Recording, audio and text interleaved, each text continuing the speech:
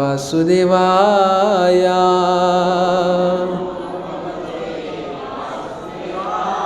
ओम नमो भगवते वासुदेवाय।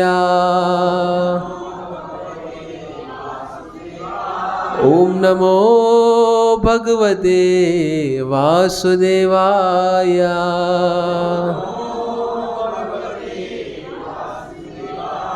श्रीमद् भगवद गीता यथारूप अध्याय 4 शीर्षक दिव्य ज्ञान श्लोक क्रमांक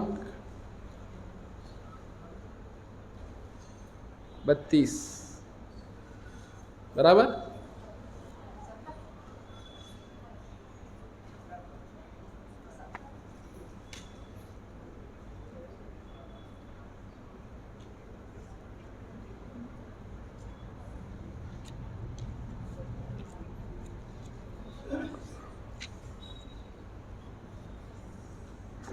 श्लोक क्रमांक 17 अध्याय 4 श्लोक क्रमांक 17वां। शब्द पाठ। कर्मणः हि अपि बोद्धव्यं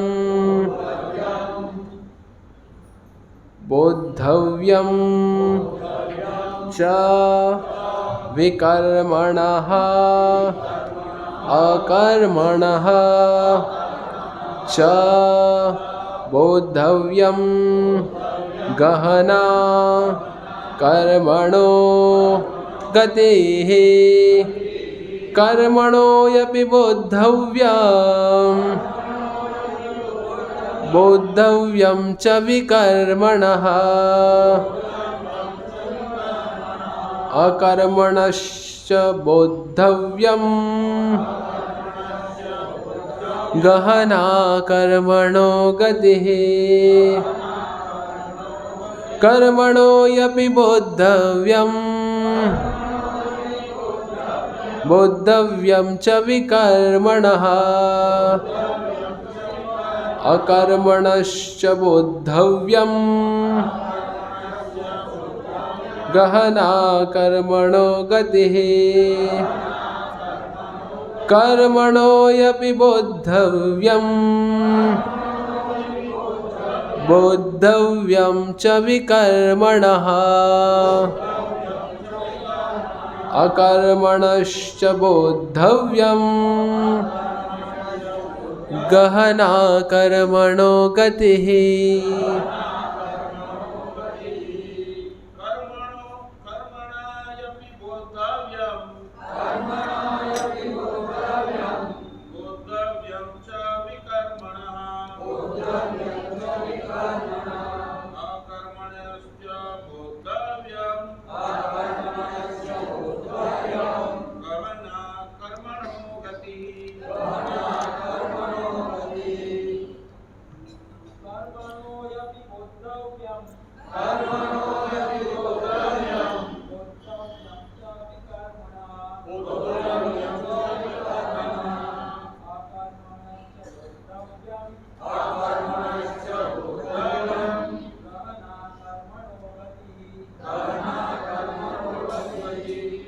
माता जी।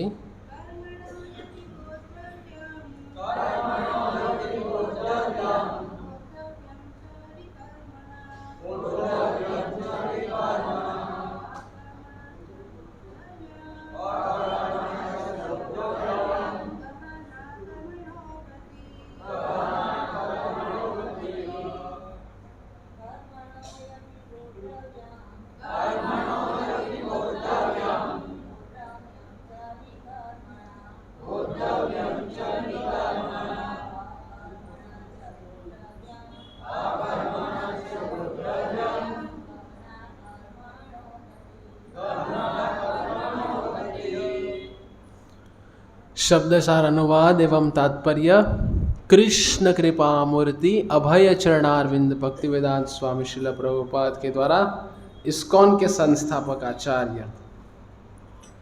कर्मणः कर्म का ही निश्चय ही अपि भी बोद्धव्यम समझना चाहिए। बोद्धव्यम समझना चाहिए। च भी विकर्मणः वर्जित कर्म का, अकर्मणः अकर्म का।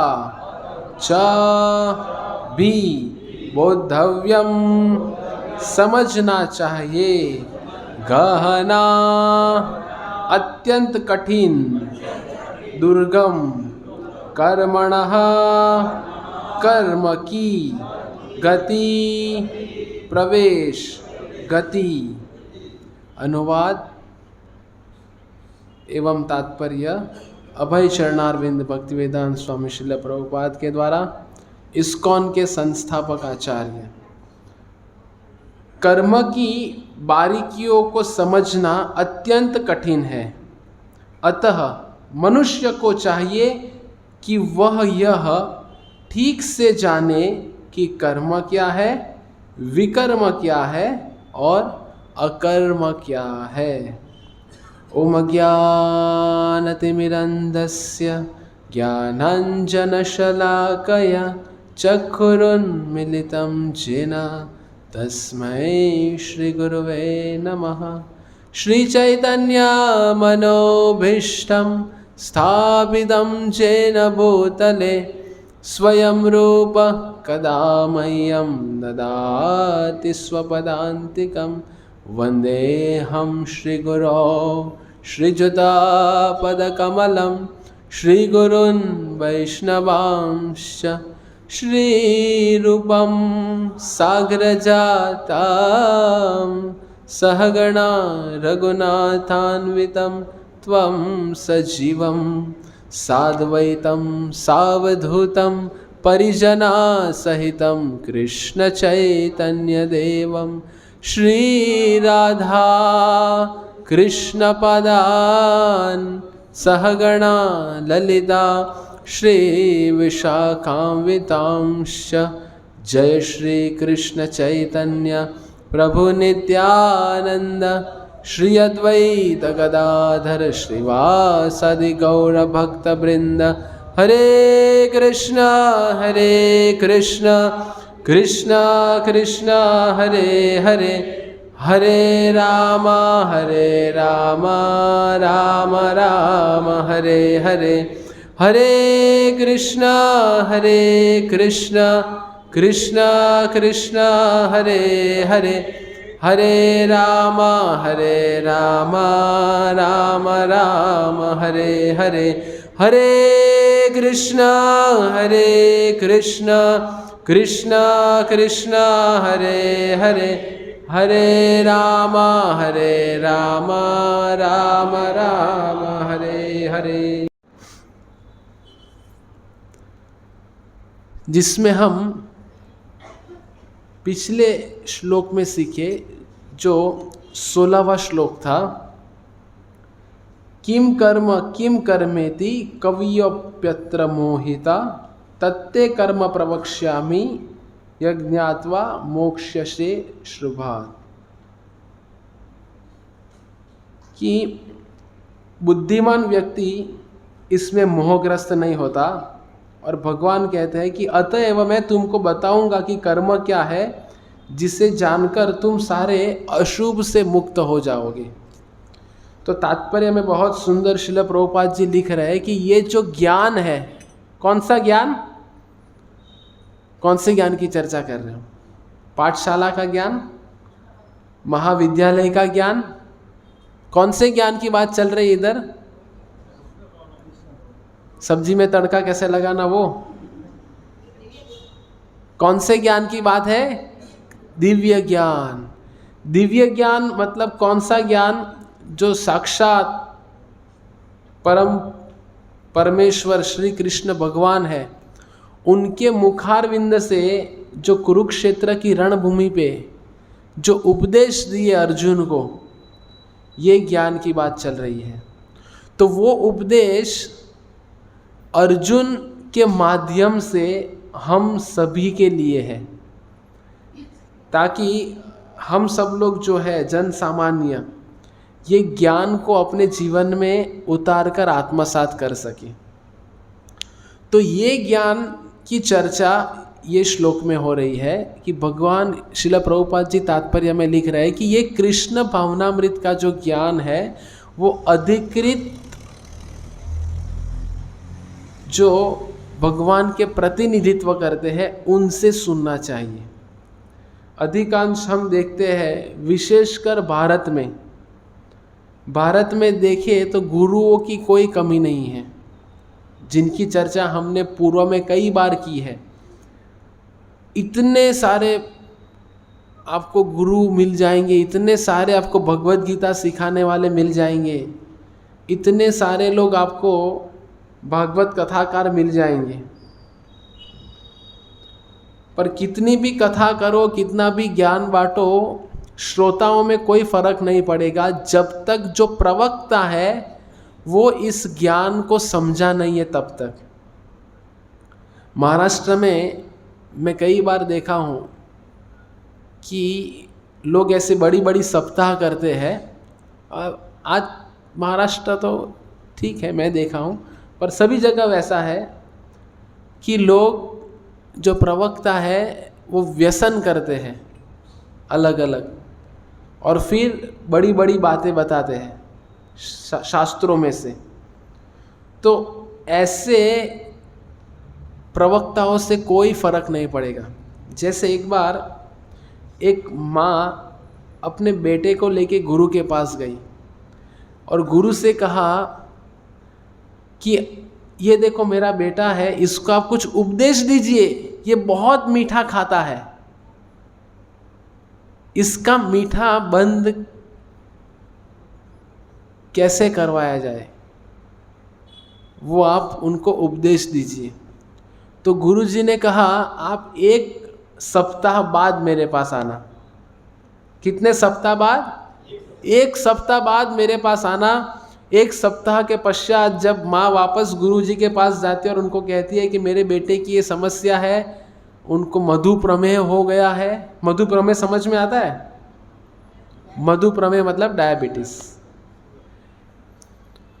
तो आप इन्हें कुछ बताइए।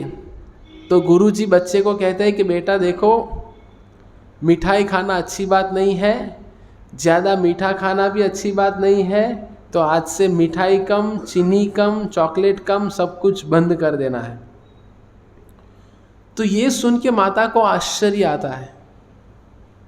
अभी आप मुझे बताएं क्यों माता को आश्चर्य हुआ?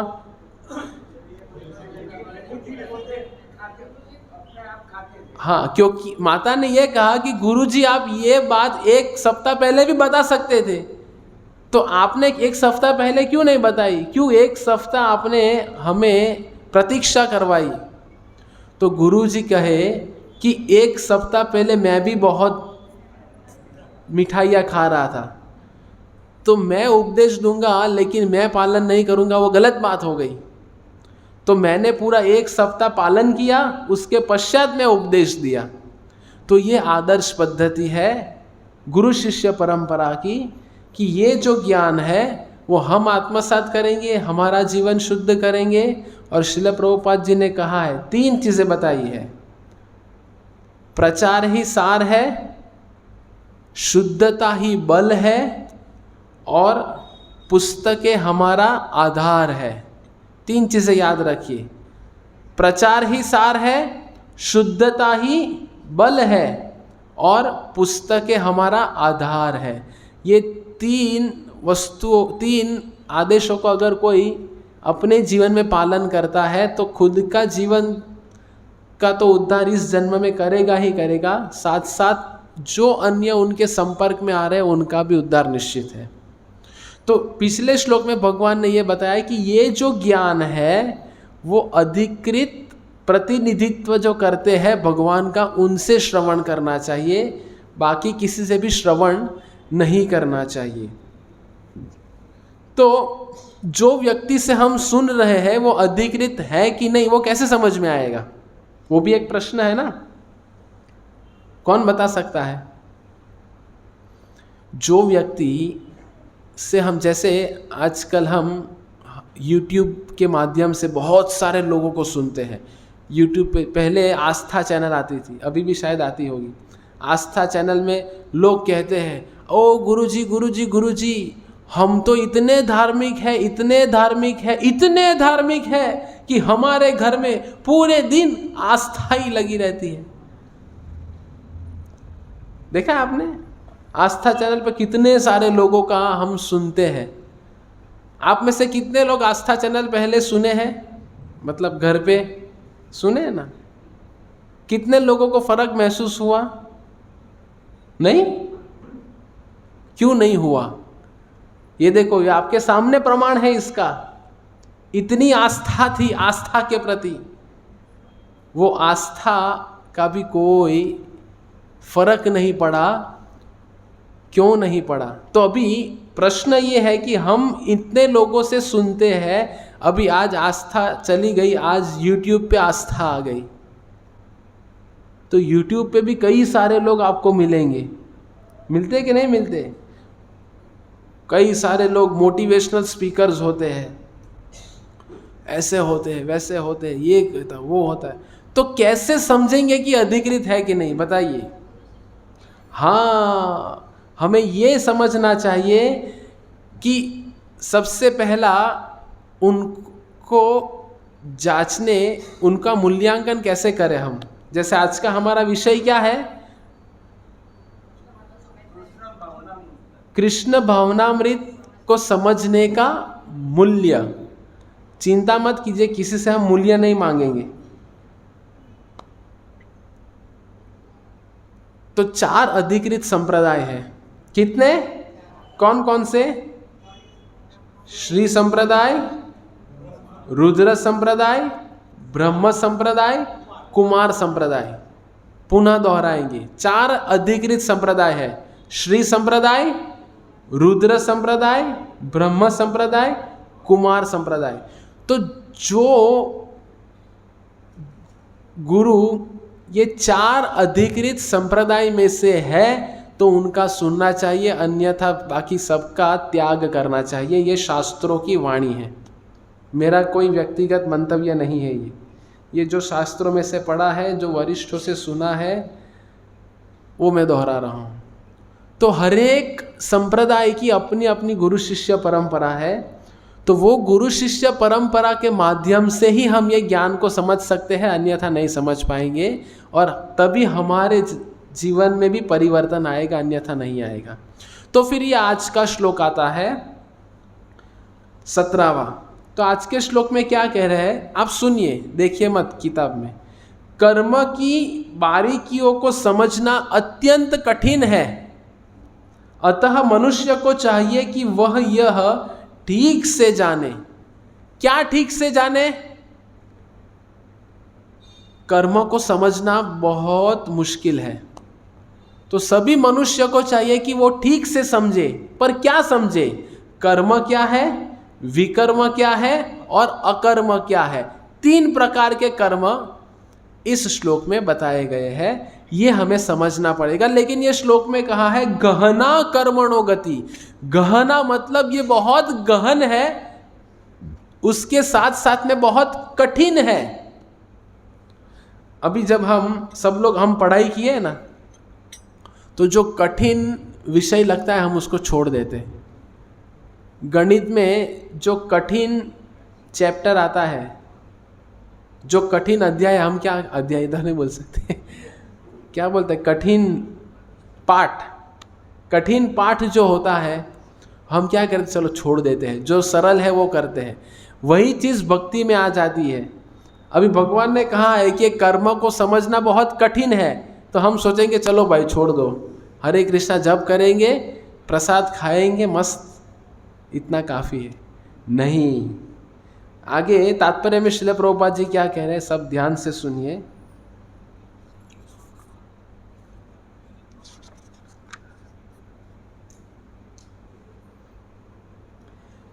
तात्पर्य, यदि कोई सचमुच ही भवबंधन से मुक्ति चाहता है, सब लोग चाहते हैं भवबंधन से मुक्ति, सब लोग भवबंधन से मुक्ति चाहते हैं? हाँ के ना? हाँ में दम नहीं है, प्रसाद खिला दो सबको पहले, बाद में प्रवचन करेंगे। भवबंधन से मुक्ति चाहिए? तो अगर भवबंधन से मुक्ति चाहिए तो मुक्ति का जो मार्ग है वो अपनाना पड़ेगा। जैसे कई बार डॉक्टर के पास जाते हैं इलाज कराने के लिए, जाते हैं सब लोग। अभी इलाज कराने डॉक्टर के पास जाते हैं कि डॉक्टर मुझे जल्दी से जल्दी ठीक कर दीजिए। डॉक्टर कहेंगे ठीक है, पर आपको नियम पालन करने पड़ेंगे। खट्टा मत खाना, तीखा मत खाना, तेल वाला मत खाना, और मैं जो दवाई दे रहा हूँ वो लेना। तो हम ठीक होना चाहते हैं, पर डॉक्टर को कहते डॉक्टर साहब ऐसा सब कुछ मत बोलिए, दवाई भी मत दीजिए, नीति नियम मत बताइए, ऐसे ही ठीक हो जाओ, ऐसा कुछ कीजिए। संभव है?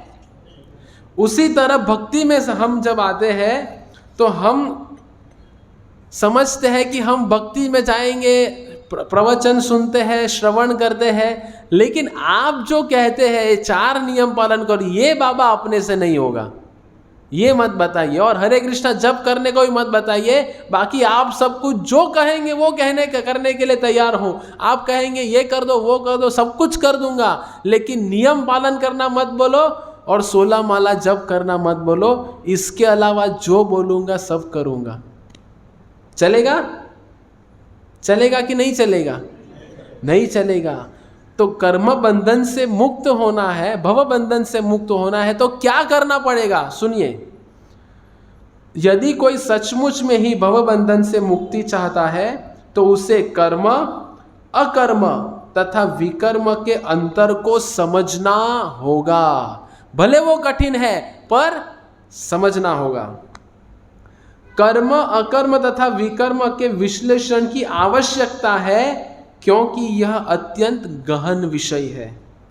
कृष्ण भावनामृत को तथा गुणों के अनुसार कर्म को समझने के लिए परमेश्वर के साथ अपने संबंध को जानना होगा। दूसरे शब्दों में, जिसने यह भली भांति समझ लिया है वह जानता है कि जीवात्मा भगवान का नित्य दास है और फलस्वरूप उसे कृष्ण भावनामृत में कार्य करना है। संपूर्ण भगवत गीता का यही लक्ष्य है। इस भावनामृत के विरुद्ध, अभी सुनिए, सब लोग कान खोल देना, आंख बंद हो जाएगी चलेगा, कान खोले रखना। इस भावनामृत के विरुद्ध, इस भावनामृत मतलब कौन सी भावना की बात चल रही है? कौन से भावनामृत? कृष्ण भावनामृत। तो इस कृष्ण भावनामृत के विरुद्ध सारे निष्कर्ष एवं परिणाम विकर्म या निषिद्ध कर्म है।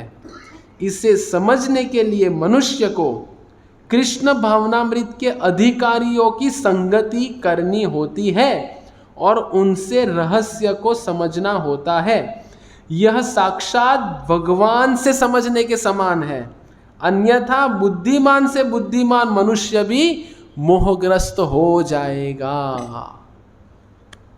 क्या समझ में आया बताइए?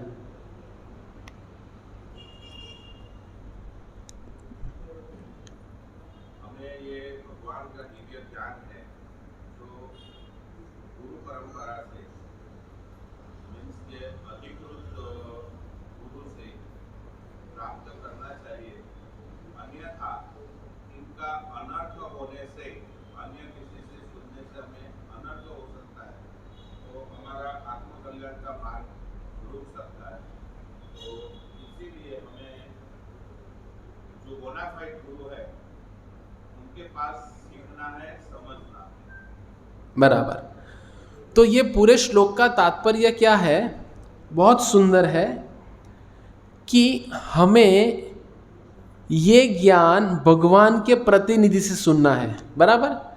तो भगवान के प्रतिनिधि से सुनना मतलब स्वयं भगवान से सुनने के समान है यह ज्ञान।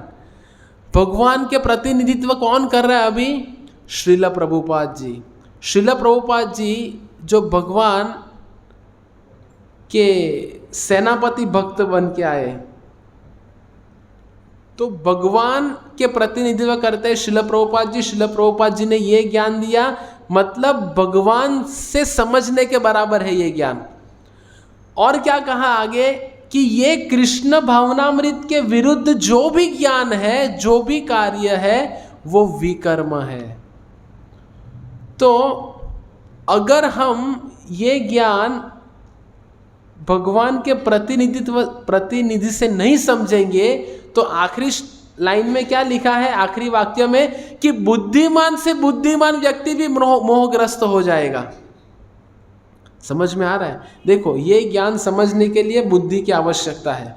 तो बुद्धिमान से बुद्धिमान भी मोहग्रस्त हो जाएगा अगर वो प्रतिनिधि से नहीं सुन रहा है।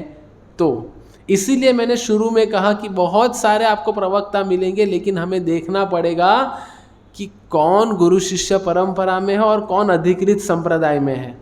नहीं तो हमें लगेगा कि सब भगवत गीता कह रहे हैं, तो भगवत गीता सुन रहे, उसके माध्यम से हम किसी का भी सुनते हैं और हमारी भक्ति नष्ट हो जाती है।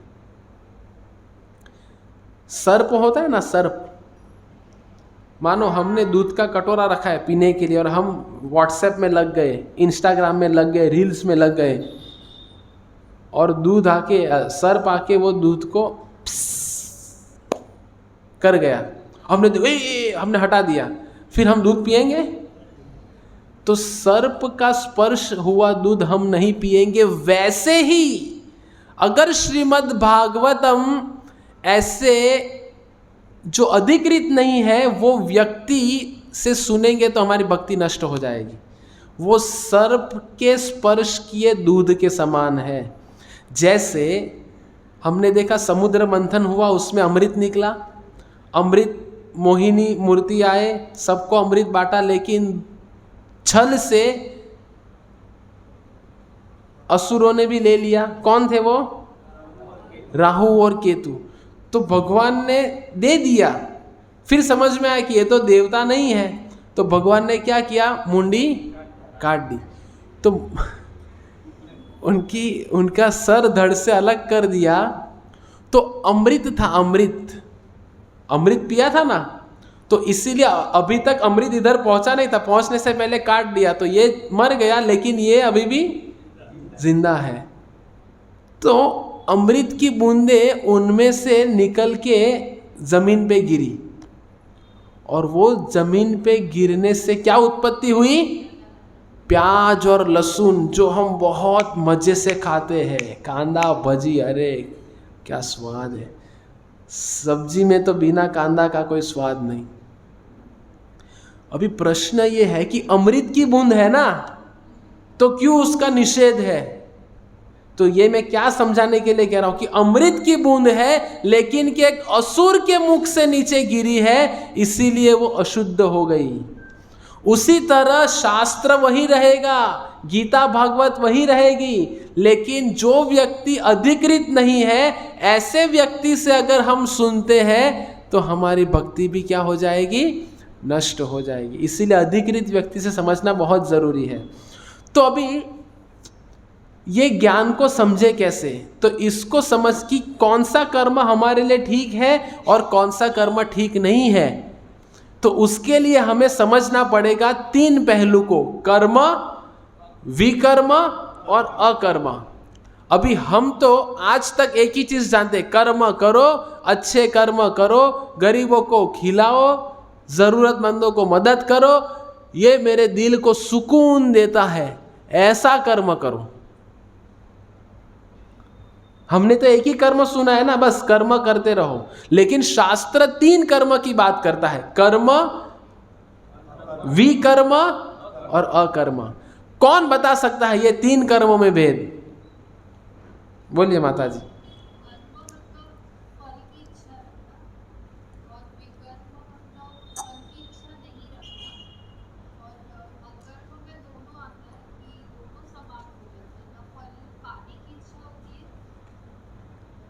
थोड़े थोड़े करीब है।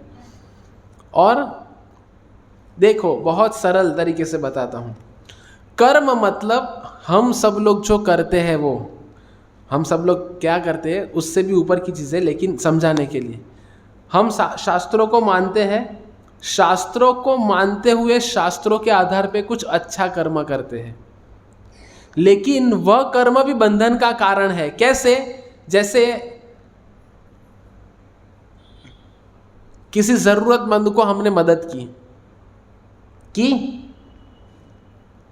मानो कोई व्यक्ति है, बहुत गरीब है और बीमार हो गया है, वो बीमारी का इलाज कराने के लिए आपने सोचा कि मैं उनको पैसे देता हूँ।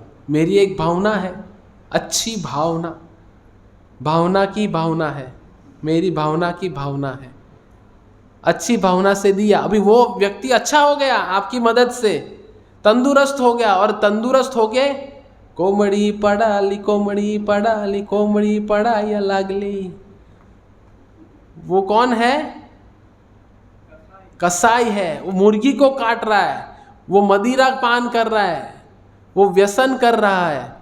तो उस व्यक्ति को स्वस्थ करके आपने अच्छे कर्म में लगाया, बुरे कर्म में लगाया, तो वो कर्म का फल आपको मिलेगा कि आपने उनको अच्छा। अभी ये दिमाग में जाना बहुत कठिन है, इसीलिए मैंने शुरू में कह दिया कि ये गहन है, गहना कर्मणो गति। ये विषय बहुत गहन है, कठिन है, बार बार श्रवण करना पड़ेगा तभी समझेगा। तो ये हो गया कर्म, कि हम शास्त्र के आधार से अच्छा है बुरा है ये समझते हैं, ऐसे कुछ कार्य करते हैं, वो भी हमें भव बंधन में फंसाएगा। अभी हमारा चर्चा का विषय क्या है? भव बंधन से मुक्त होना है, तो कर्म अकर्म विकर्मों को समझना पड़ेगा। हमें जो लगे, मेरा दिल जो कहे, मेरा दिमाग जो कहे, ये सब बंद कर देना है। शास्त्र क्या कह रहे हैं उसे समझना है।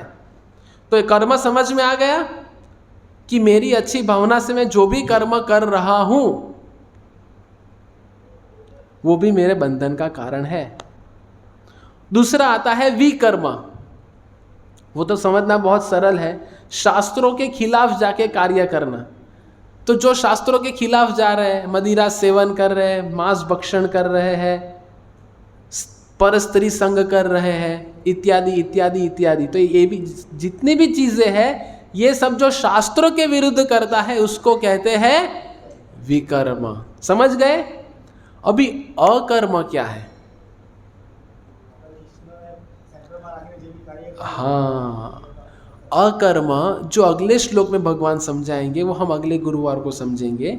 पर उसके पूर्व में अकर्म मतलब कृष्ण भगवान को मध्य में रखते हुए कृष्ण भगवान की प्रसन्नता हेतु कार्य करना बिना किसी स्वार्थ के, उसको कहते हैं अकर्म। उदाहरण से मानो रसोई घर में माताएं रसोई बनाती हैं, लेकिन ऐसा नहीं कि रसोई मानो दाल फ्राई बनाया, दाल फ्राई ऐसा चख लिया, नहीं। वो क्या सोच के बनाते हैं? भगवान के लिए। घर में सब लोग करते होंगे ऐसा, पर नहीं करना चाहिए। तो भगवान के लिए बनाते हैं कि भगवान प्रसन्न होंगे और प्रसाद जिनको भी मिलेगा सब लोग संतुष्ट हो जाएंगे। तो ये हो गया कृष्ण भावना भावित कर्म। समझ में आ रहा है? एक होटल में भी व्यक्ति खाना पका रहा है और एक मंदिर में महिला भी खाना पका रहे, दोनों में अंतर समझ में आ रहा है? होटल में वो खाना कैसे पका रहा है? महीना खत्म होने को आया, पगार मिली नहीं अभी तक, और वो व्यक्ति नहाया भी नहीं होगा कितने दिनों से, और रात को लेट सोता है, सुबह उठता है और चाय का ऑर्डर आ गया तो सुबह उठ के हाथ मुंह धो के चाय बनाने लग जाता है। तो कोई शुद्धता का पालन नहीं, कोई भगवान के प्रति भाव नहीं। तो कार्य वही है, लेकिन किनके लिए हम कर रहे हैं वो बहुत मायने रखता है। समझ में आया अभी? तो अकर्म मतलब सभी चीज भगवान को केंद्र में रख के करना, इसको कहा जाएगा अकर्म। इसमें किसी का व्यक्तिगत स्वार्थ नहीं होता, कोई व्यक्तिगत इंद्रिय तृप्ति की इच्छा नहीं है, सभी भगवान के लिए करना है। मैं मंदिर साफ कर रहा हूँ भगवान के लिए, माला बना रहा हूँ भगवान के लिए, व्यंजन बना रहा हूँ भगवान के लिए। जैसे पिछली गुरुवार को हमने गौर पूर्णिमा मनाई, इतने सारे व्यंजन बनाए भगवान के लिए। तो ये सब भगवान की प्रसन्नता हेतु थे कि भगवान ग्रहण करेंगे, और भगवान के पश्चात सब भक्तों ने आनंद से खाया तो खाया, घर पे भी लेके गए। तो ये कहा जाएगा अकर्म। अभी समझ गए सरल भाषा में? कर्म, विकर्म और अकर्म। कर्म मतलब क्या? शास्त्रों के आधार पे जितने भी लोग कर्म करें, बाहर कितने सारे भी लोगों को देखो, तो ये कर्म करना आवश्यक है? देखो अभी भी प्रश्न है। पहला जो मैंने कर्म बताया, ऐसा कर्म करना चाहिए कि नहीं करना चाहिए? नहीं करना चाहिए। तो क्यों नहीं करना चाहिए? क्योंकि देखो क्या होता है, जैसे आपको गरीबों के ऊपर बहुत दया आती है ना। एक उदाहरण से समझाऊंगा। आप रास्ते से गुजर रहे हो और बाजू में पुलिस स्टेशन आता है और पुलिस स्टेशन में से आवाज आ रही, आ आ आ। क्यों आवाज आती है? सपाटे बुला रहे उसको। क्यों? क्योंकि उसने ऐसा कार्य किया है जो नियम के विरुद्ध है। तो ऐसे व्यक्ति को डंडे, चालू पांडे,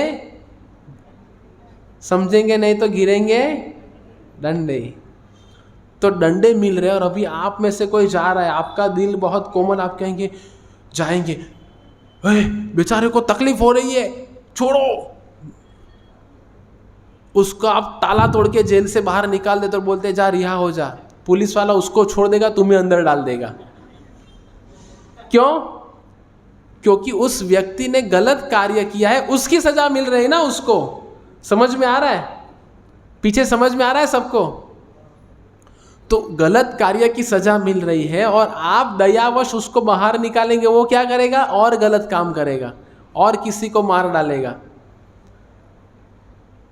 तो वैसे ही भगवान के नियम अनुसार जो व्यक्ति ने भगवान के विरुद्ध कार्य किया है, विकर्म किया है, ऐसे लोगों को भगवान सजा देते हैं। कैसे? किसी को गरीब बना दिया, किसी को लाचार बना दिया। तो ये भगवान के आयोजन के हिसाब से सब कुछ चल रहा है। तो हम होशियारी दिखाते हैं, हम भगवान के आयोजन को साइड पे रख के हम सोचेंगे बेचारा गरीब है, उसको थोड़ी ये मदद कर दूँ, थोड़ी वो मदद कर दूँ, थोड़ा ये कर दूँ। तो ये क्या हो गया? जेल का ताला तोड़ के मुजरिम को निकाल के दया दिखाने के समान हो गया। अभी समझ में आया? तो भगवान का कार्य था, भगवान के आयोजन के हिसाब से भगवान ने उनकी वो स्थिति बनाई है।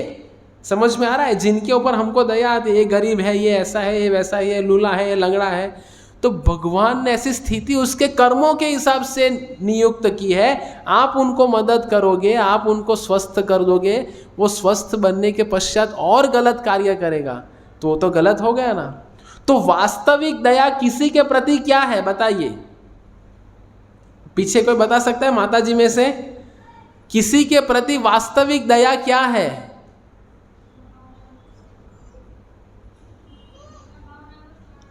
हाँ, कौन बोला? हाथ ऊपर कीजिए, कौन बोला? माता जी में से? हाँ, क्या बोले? हाँ, किसी भी जीव के प्रति वास्तविक दया क्या है? उसे कृष्ण भावना भावित बनाना। क्योंकि अगर वो कृष्ण भावना भावित बन जाता है तो सभी पाप कर्मों से मुक्त हो जाता है। जैसे उदाहरण बता के मैं विराम दूंगा। नारद मुनि जंगल से विचरण कर रहे थे तो उन्होंने देखा मृगारी नामक एक व्यक्ति था जो पशुओं को मारता था। कौन था? कौन? मृगारी। और पशु को कैसे मारता था? आधा मारता था और छोड़ देता था, फिर वो तड़पता था। तो वो तड़पते हुए पशु को देखने में मृगारी को आनंद आता था और वो मजे से देखता था कि वो कैसे मर रहा है। तो नारद मुनि ने उनको क्या दे दिया? कृष्ण भगवान दे दिए, उनको भक्ति दे दी। अभी मृगारी भक्त बन गया। तो कुछ समय के बाद वापस जब नारद मुनि जा रहे थे तो मृगारी ऐसे ऐसे ऐसे ऐसे चल रहा है। तो नारद मुनि बोले, भाई मैं भक्त बनाया तो ऐसे ऐसे क्यों उड़ उड़ के चल रहा है? मतलब कुदका मार मार के चल रहा था। अभी मृगारी कैसा था? पहले सब पशुओं को आधा मार देता था। तो नारद मुनि ने पूछा ऐसा क्यों? तो वो कह रहे हैं मैं जंगल से चलता हूं तो नीचे छोटी छोटी चींटियां हैं, तो चींटी मेरे पैर से ना मर जाए इसीलिए मैं उनको बचाते बचाते चल रहा हूं। तो परिवर्तन देखा आपने, नारद मुनि ने मृगारी को कृष्ण भगवान दे दिए, तो जो पशुओं को आधा मारते हुए दिल को खुशी मिलती थी, आज वही मृगारी एक चींटी को बचा रहा है। समझ में आया? तो ये वास्तविक दया है कि किसी को कृष्ण भगवान को दे देना। तो कर्म भी बंधन का कारण है, हमें भव बंधन में फंसा सकता है, तो कर्म भी आवश्यक नहीं है। विकरो मतलब शास्त्रों के विरुद्ध, वो तो करना ही नहीं है, जो हमारे 4 नियम के खिलाफ नहीं जाना है। और तीसरा है अकर्म, मतलब कृष्ण भगवान को केंद्र में रखे हुए सभी कार्य भगवान के लिए करते हुए, कोई व्यक्तिगत स्वार्थ की इच्छा न रखते हुए भगवान की प्रसन्नता हेतु जो कार्य करते हैं उसको कहते हैं अकर्म। हरे कृष्ण कृष्ण कृष्ण हरे हरे, हरे राम राम राम हरे हरे। श्रीमद् भगवद गीता यथारूप की, श्रील प्रभुपाद की, निताई गौर प्रेमानंदे।